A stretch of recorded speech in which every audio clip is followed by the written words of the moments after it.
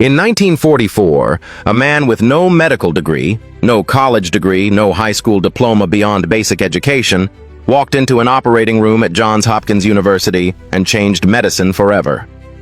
But America wasn't ready to give him credit for it. Born the grandson of a slave in Louisiana in 1910, Vivian Theodore Thomas started his working life exactly where the system expected him to stay, as a janitor. By 1930, he became a lab assistant. By the 1930s, he was performing the work of postdoctoral researchers. By the 1940s, he pioneered cardiac surgery. He was never paid like any of them.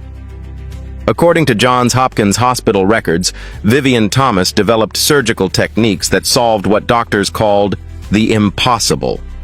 The tetralogy of Fallot, known as blue baby syndrome, was a death sentence.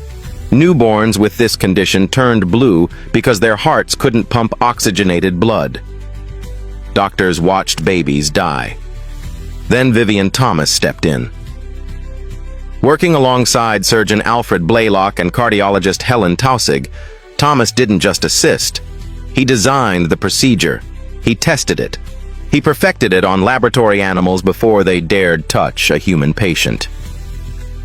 On November 29, 1944, when Blalock performed the first surgery on a 15-month-old girl named Eileen Saxon, Vivian Thomas stood behind him, directing every move.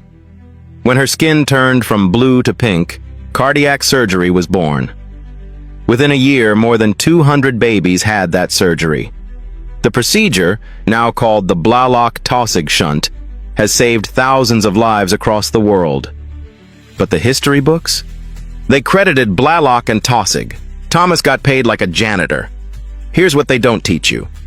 For 35 years, Vivian Thomas supervised Johns Hopkins' surgical laboratories.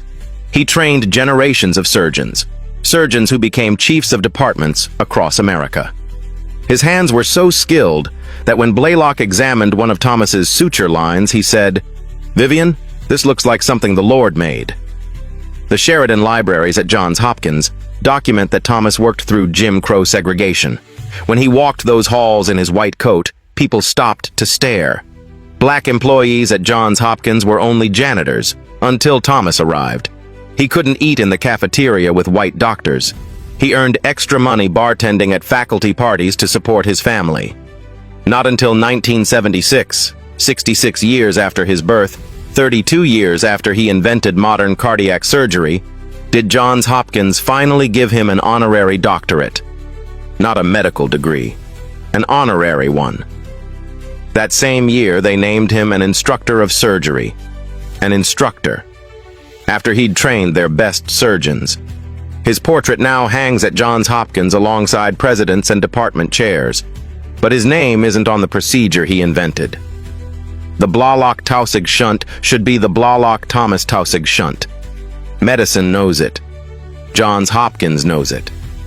History knows it. But America still hasn't fully reckoned with it. This Black History Month, we celebrate Vivian Theodore Thomas, the man who pioneered modern cardiac surgery despite a system that tried to erase him. The man whose hands saved thousands of babies.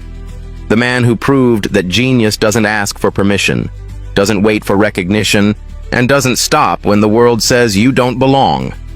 In 2020, Johns Hopkins launched the Vivian Thomas Scholars Initiative with a $150 million investment to ensure that students from underrepresented backgrounds can pursue PhDs in STEM fields.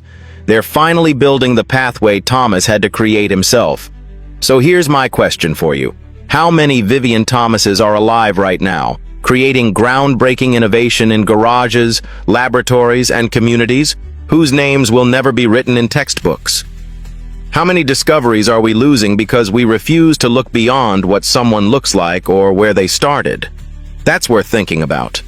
That's worth sharing. And that's worth making sure your kids know this name. Like this. Share this. Follow for the untold stories of Black excellence that changed the world.